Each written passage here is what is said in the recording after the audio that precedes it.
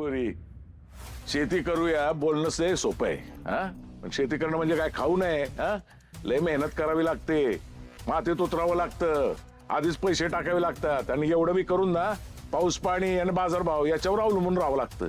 शेती म्हणजे जुगार आहे जुगार. आकडा लागला तर लागला, नाही तर आहे ते बी पाण्यात जाते. अरे तुझ्या बापदादांनी हा विचार केला असता तर शेती टिकली असती का? अरे एवढ्या पिढ्या आपल्या शेतीत जागल्या, शेतीत राबल्या आणि तुझ्या हाताला काय वात येतोय वय रे? राहू दे गे म्हातारे, मी बी शेती केली आहे. काय लागलं हाती माझ्या? अगं कुस्ती सोडून मी शेतामध्ये राबलेलो आहे, पण दरवर्षी कर्ज वाढत गेलं, मग दिली सोडून मी. अगं या शेतीपायी ना माझी कुस्ती संपली, आता आतापर्यंत मी महाराष्ट्र केसरी झालो असतो. अरे आजपर्यंत एक कुस्ती तरी जिंकलास का गावातली? जिकडे जाईल तिकडे नुसतं हारूनच यायचं, तोंडकरी बातान ढुंगान खायला आता अशी गत आहे तुझी. ए म्हातारे, तू बाकी काय बी बोल, पण माझ्या कुस्तीबद्दल काय बोलायचं नाही. घरामध्ये एवढे ट्रॉफी आले ते आशा आले का? मला काय माहित?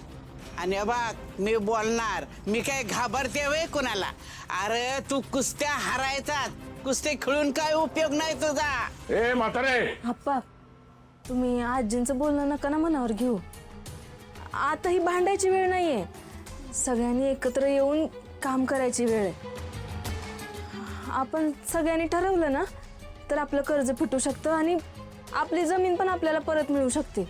हां, पण ती जमीन केलीच नाही तर आज सोडवली काय, नाही तर उद्या सोडवली काय, परत पैशांसाठी तुम्ही गहाणच ठेवाल किती? ए तू काय एवढी मोठी झाली का ग? आता मला शिकवायला लागले का तू? आपण काय चुकीचं बोलले मी? खरं तेच बोलले की. ए तू या तुझ्या सासऱ्यासमोर बोलतीये ना, हे चुकीचं करतेस तू.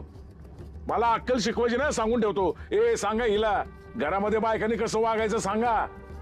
हिच्या बापासारखं लय चुरू चुरू बोलायला लागली ही. मी तुला आता शेवटचं सांगतो, पुन्हा जर तू माझ्या समोर असं काही बोलली ना तर मी तुला माझा हिसका दाखवतो. हिम्मतराव आहे मी.